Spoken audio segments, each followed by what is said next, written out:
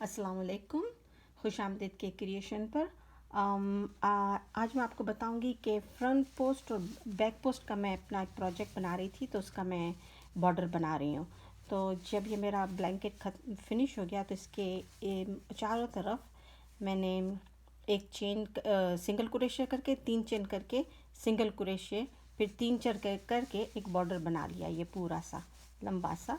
फिर इसके कॉर्नर में आप जाएंगे तो कॉर्नर में आपको chain one single crochet chain one single crochet करके कॉर्नर बनाना है। अब इसके बाद मैंने इसके कॉर्नर में यहाँ पे मैंने डबल क्रोशे किए हैं 9 डबल क्रोशे किए हैं। तो ये पूरा फ़ैन की तरह बना है, मगर ये क्यों फ़ैन बनाया है कि इसलिए कि ये देखिए ये कॉर्नर बन जाएगा। ज़्यादा करने से ये कॉर्नर बनेगा, इसलिए कि हम इसमें इंक्रीज़ नहीं करना हमको। फ्रंट पोस्ट और बैक पोस्ट करके मैं इसका पूरा बॉर्डर बनाऊंगी, तो आप देखना कैसा लगता है। फिर हर इस तरह का जो था ना, ये इस तरह का जो खाली है, इसमें सब में मैंने 3 डबल क्रोशे किए हैं, 3 डबल क्रोशे किए हैं। तो ये मैं ऑल द वे डाउन यहाँ तक आ गई हूँ और मुझे दूसरा कॉर्नर करना है, तो मैं कॉर्नर आपके सामने कर रही हूँ। ये 3 डबल क्रोशे किए, ये भी 3 किए, ये मेरा कॉर्नर आ गया।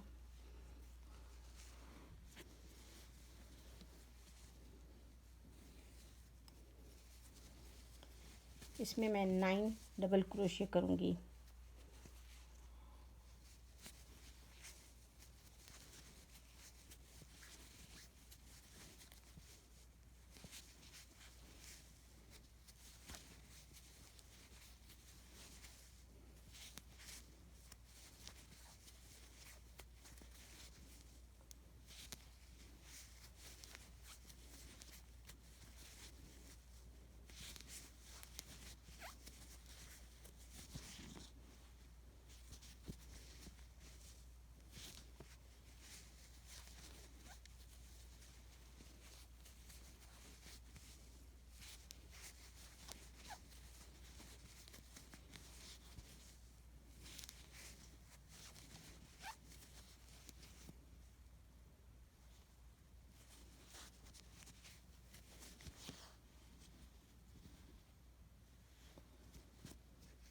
ये काउंट कर लेते हैं,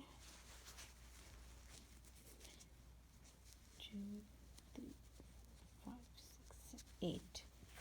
एक और करना है।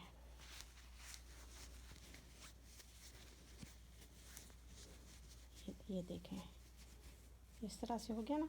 तो जैसे ये आधा आपकी ये लाइन फिनिश हुई और फिर इस आधे से ये दूसरा वाला साइड शुरू हो गया। अब ये सब ये जो है, इसमें सब में मैं 3 डबल क्रोशे करके कॉर्नर तक जाऊंगी और फिर मैं आपको बताऊंगी कि फ्रंट पोस्ट और बैक पोस्ट दोनों को एक साथ करने से कैसी डिज़ाइन सामने आती है। तो मैं वहाँ पहुँचकर आपको कंटिन्यू करती हूँ आपके साथ। ये आप देख लें, मैंने 3 दफ़ा डबल क्रोशे किया, ठीक है। अब ये हर इसमें मैं 3 दफ़ा डबल क्रोशे करके मैं कॉर्नर पे जाकर आपको बताती हूँ कि कैसे जॉइन करना है और फिर हम किस तरह से शुरू करेंगे।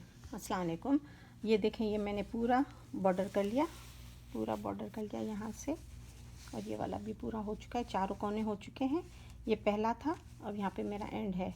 अब इसको हम इसके साथ ज्वाइन कर लेंगे। यहाँ पे हमने चेन 3 करे थे ना, 1 2 और 3, ये नंबर 3 है। चेन नंबर 3 में इसको स्लिट स्टिच कर लेंगे इस तरह से।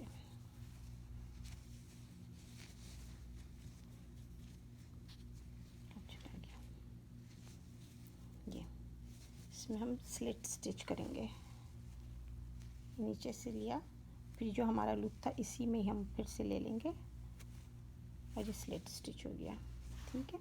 अब हम जो करेंगे, एक फ्रंट पोस्ट और एक बैक पोस्ट, एक फ्रंट पोस्ट और एक बैक पोस्ट, ये करते जाएंगे और इसको रिब स्टिच कहेंगे ये। और इस तरह से लगेगा कि जैसे ये रिब है, रिबन भी कह सकते हैं इसको। इसी में चेन हम 3 करेंगे, 1 2 3, ऊपर की तरफ गए, और ये काम पूरा राउंड में ही जाएगा, राउंड में ही चला जाएगा। इसको बैक एंड फोर्थ नहीं करना, आगे पीछे नहीं करना, टर्न नहीं करना काम को। अब ये रैप्ट अराउंड किया। अब इसके नीचे ही वाला था ना, हम इसको फ्रंट पोस्ट करेंगे। अकेला है, और जिस तरह से डबल क्रोशे करते हैं वैसे ही डबल क्रोशे करना है। सिर्फ जो लाना है वो हमको दूसरी तरीके से लाना है। अब इसके बाद जो दूसरा वाला है वो बैक पोस्ट में क्या है, पीछे से जाएंगे आगे, आगे की तरफ आए, फिर पीछे की तरफ गए, रैप्ट अराउंड किया, इसको निकाला, थोड़ा सा ऊपर ले लें,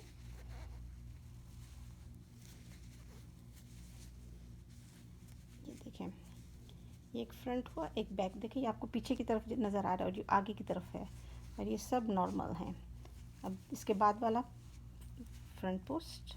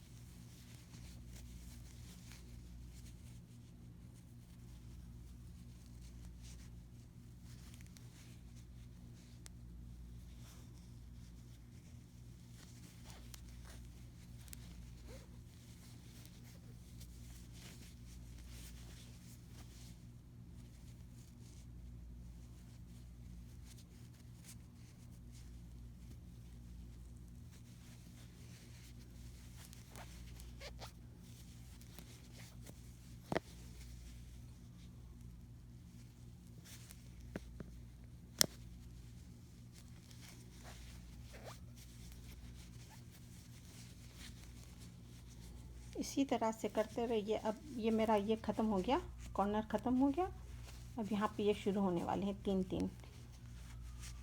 ये पहले फ्रंट कर लो, तो उसको भी इसी तरह से करना ही है, एक फ्रंट और एक बैक। ये बैक की टर्न है।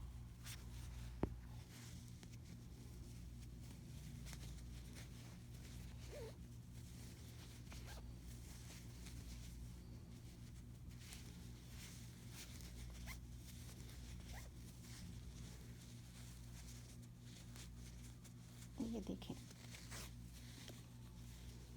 इस तरह से लगता है। अभी ये ऐसा लगता है। फिर हम जब वापस दूसरी लाइन करेंगे तो फ्रंट में फ्रंट ही वापस जाएगा। जब हम पूरा चक्कर घूम कर यहाँ आएंगे, इसको यहाँ पे स्लिट स्टिच के साथ जॉइंट करेंगे, फिर इसमें हम फ्रंट में फ्रंट करेंगे, बैक में बैक करेंगे, फ्रंट में फ्रंट करेंगे, इसी में ही जाएंगे। मैं पूरा राउंड घूम के आऊँगी और यहाँ पे मीट करते हैं हम लोग, ठीक है। और इस तरह से हम लोग 3-4 लाइनें, जितना मुझे करना है इतना बड़ा करेंगे, या जिसको जितना बड़ा करना है, फिर देखते हैं कि फाइनल होने के बाद वो कैसा खूबसूरत लगता है।